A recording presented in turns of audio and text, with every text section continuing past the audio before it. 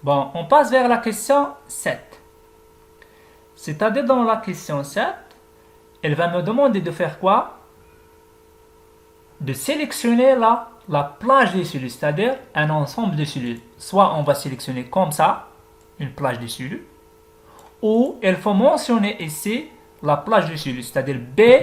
Elles ont demandé de sélectionner B3 jusqu'à G4. On va saisir la référence de la première cellule, 2 points, ça c'est jusqu'à. Donc G3. Lorsque je vais mettre ici point virgule, elle va me faire quoi? Elle va me sélectionner la cellule B3 et G4 et G3. Des cellules successivement. On peut faire ça manuellement, c'est-à-dire avec la souris. Contrôle, c'est-à-dire on va sélectionner la première cellule, contrôle, et on peut sélectionner les autres cellules. Bon, mais dans la question, ils ont demandé une plage, c'est-à-dire de B3 jusqu'à G3. C'est-à-dire on va saisir ici B3, 2 points, G3. Ou on va sélectionner avec la souris, c'est-à-dire avec le plus blanc. C'est bon? Et ils ont demandé de faire quoi? Donc de fusionner. C'est-à-dire, on a déjà vu ça dans les tableaux pour Word. C'est-à-dire, on va regrouper plusieurs cellules dans une seule cellule. Comment? On a toujours ici dans la zone alignement, on a ici fusionné. On a déjà vu ça dans Microsoft Word. Ça, c'est fusionner. C'est-à-dire, on a besoin de regrouper. Pardon, mais ils ont demandé de faire quoi? Fusionner et centrer en même temps. Regardez ici, on a l'option fusionner et centrer. On va refaire la question, fusionner et centrer. Puis, on va mettre la police arrière-bloc. On a déjà vu la mise en forme, tous les éléments qui se trouvent ici. Donc, toujours c'est arrière-bloc. On va choisir c'est arrière-bloc, la police. La taille, c'est 16. Gras. La couleur de police, on a déjà vu tout ça dans Microsoft Word. La zone police. Donc, couleur de thème, gris. Ici, ça, c'est la couleur de thème. On va choisir ici, par exemple, gris. C'est bon. On va choisir cette couleur-là.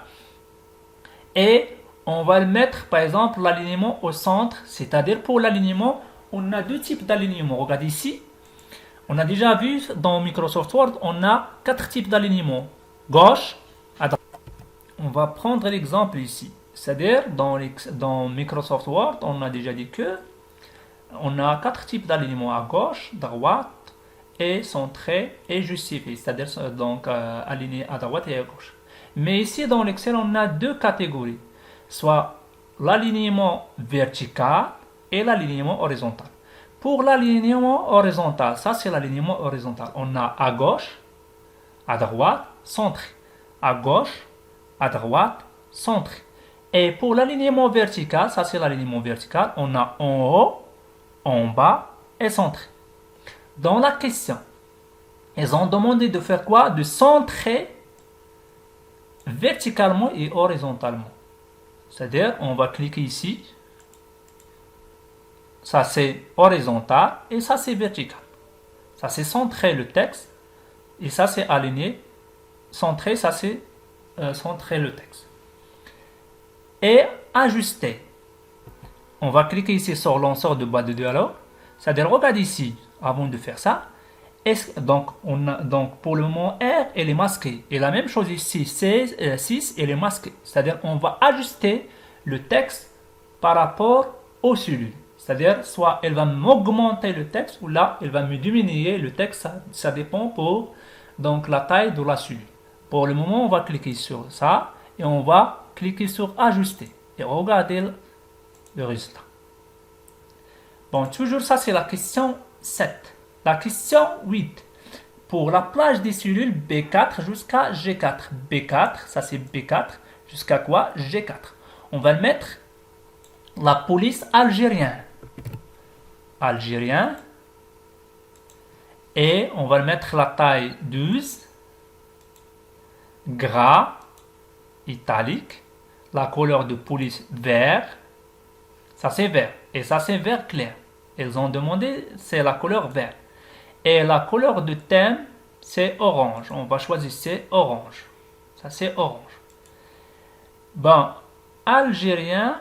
Donc, et pour l'alignement vertical, ça c'est l'alignement vertical, c'est bas, il est déjà en bas. Et l'alignement horizontal, c'est centre. Ok. Toujours, ça c'est la question numéro 8. La question numéro 9. Pour la plage des cellules B5 jusqu'à B11. B5, ça c'est B5. Pardon, B5 jusqu'à quoi? B11. Ça c'est B11. On a besoin de choisir le style du cellules, c'est-à-dire soit on va faire la mise en forme personnalisée ou on a ici des thèmes, donc des styles pour des thèmes prédéfinis pour les cellules, etc. On va choisir ici par exemple le style neutre. Il est où? Donc, il est là. Et l'alignement vertical, on a besoin de changer l'alignement vertical, centré et horizontal. Ça c'est horizontal gauche. Par défaut, on a déjà dit que, regarde ici, par défaut, on a déjà dit que les chiffres sont alignés par défaut dans la droite. Et le texte, il est aligné par défaut dans la gauche. On a besoin de mettre à droite et pour ce qu'on appelle l'alignement vertical, c'est centré. Ça, c'est centré. La question numéro 10. Pour la plage des cellules B2 jusqu'à G2. B2, ça c'est B2 jusqu'à G2. On va le fusionner, c'est-à-dire on va regrouper, mais sans centrer le texte, c'est-à-dire on va cliquer sur fusionner. Et on va mettre l'orientation. Regardez ici, l'alignement, on a déjà dit que on a deux catégories, soit en haut, en bas, à gauche, droite. Mais lorsqu'on a besoin de mettre le texte, par exemple, incliné vers le haut, comme ça, on a besoin de mettre le texte incliné comme ça, verticalement ou horizontalement, incliné vers le haut, etc. Ça, c'est l'objectif de la question. On a besoin de mettre l'orientation 45 degrés. Regarde ici, on va cliquer sur alignement et on a ici d'autres types d'alignement. C'est-à-dire, on a besoin de mettre le texte comme ça. Donc, avec combien? De 45 degrés. L'angle qui se trouve entre le sol et le texte, c'est avec 45 degrés. L'angle qui se trouve ici, ça c'est horizontal et ça c'est vertical. C'est-à-dire l'angle qui se trouve avec le texte et l'horizontal, c'est 45 degrés. Elle va mettre le texte, mais regarde ici. Donc, le texte, il est masqué pour le moment. Bon, donc ils ont demandé de faire quoi? De renvoyer à la ligne automatique. Par exemple, lorsqu'on a par exemple le texte comme ça. Bonjour. Par exemple, Ben Yahya. Le texte est plus grand que la taille de colonne. On a deux méthodes. Soit on va agrandir la colonne, ou on va renvoyer à la ligne. C'est-à-dire, on va saisir l'autre texte. Lorsque j'obtiens le dernier de la colonne, elle va me renvoyer à la ligne. C'est-à-dire, elle va me tourner à la ligne. Regardez ici, renvoyer à la ligne. Ça, c'est renvoyer à la ligne. Elle va me mettre Ben Yahya donc en bas. On va annuler tout ça. Et on va supprimer ce texte-là. La même chose ici, ils ont demandé de faire quoi? D'aligner, ça c'est renvoyer à la ligne. Ou on va cliquer ici et on a ici renvoyer à la ligne. C'est bon? Donc toujours ça c'est la question numéro 10. Pardon. La question numéro 11. Pour la plage des cellules C5 jusqu'à F11. C5 jusqu'à F11. On a besoin de changer la mise en forme. C'est-à-dire, on va le mettre calibré, la police calibrée, la taille 11, très bien. Donc, gras, italique, et la catégorie des cellules. Par défaut, lorsque je fais la saisie de n'importe quelle chose dans l'Excel, par défaut, la catégorie, c'est standard. Mais, est-ce qu'elle est là? Ça, c'est quel type de données qui se trouvent ici dans les cellules? Ce sont des chiffres. C'est-à-dire, on va convertir les informations qui se trouvent là en nombre ou en chiffres. mais elles ont demandé de chez un nombre avec la catégorie nombre et avec combien de décimales? Une seule décimale. C'est-à-dire, on a ici, on va cliquer sur ça et on a besoin de choisir c'est la catégorie nombre et c'est dans le nombre de décimales, on va choisir c'est une. Mais, regardez, toujours. Mais la plupart des cas, donc toujours, on a combien de chiffres après la virgule, combien de décimales? C'est 2.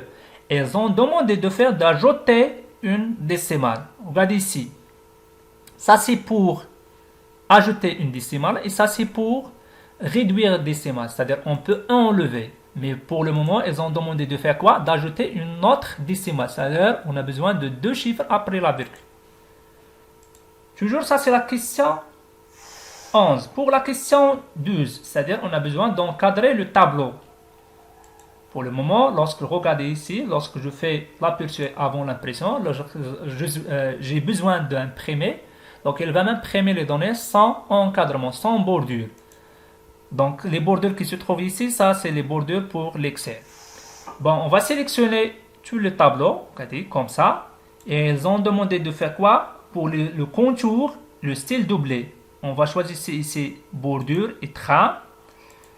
Le contour est doublé. On va choisir ici ça c'est doublé pour le contour. Et à l'intérieur, on va choisir ici des tirés. On va choisir ici ça, des tirés, et on va le mettre à l'intérieur. Bon, toujours le tableau c'est B, B2 jusqu'à G, G11. Bon, pour la question numéro 13, ajuster les lignes et les colonnes automatiques. Regardez ici. Donc, le contenu est plus grand que la cellule. Et la même chose ici, ce qu'on appelle la colonne est plus grand que le contenu. C'est-à-dire, on a besoin d'ajuster automatiquement. Soit elle va m'agrandir les cellules, soit elle va me faire réduire la colonne, etc. ou les lignes, etc. Donc, on va sélectionner toujours le tableau. Et on a ici toujours format. Regardez, ajuster la hauteur, c'est-à-dire les lignes. Et la même chose, on va ajuster les colonnes. Regardez, elles ont agrandi la colonne B, elles ont diminué la colonne G. Bon, ça c'est... Donc on va l'enregistrer et on va fermer le classeur. On a fini l'exercice ou le TP. Avant de quitter, donc on va lancer toujours, on va vérifier le tableau. Finalement, on va trouver un tableau comme ça. Et on va faire une petite révision sur l'ensemble. On a déjà vu dans l'atelier, c'est la mise en forme du texte. On a déjà vu tout ça dans Microsoft Word. On a déjà vu pour le moment l'alignement, c'est-à-dire on a plusieurs types d'alignement, horizontal, vertical et l'orientation. Et c'est-à-dire on peut on peut regrouper des cellules. Ici on a déjà vu donc les catégories, la catégorie nombre, mais on a d'autres catégories, etc. Ça c'est la mise en forme des styles, c'est l'équivalence des styles qui se trouve dans Microsoft Word. Et on a utilisé insérer des colonnes, des lignes, etc. La même chose pour la suppression. Dans format, on a renommé, on a déplacé et on a changé la hauteur et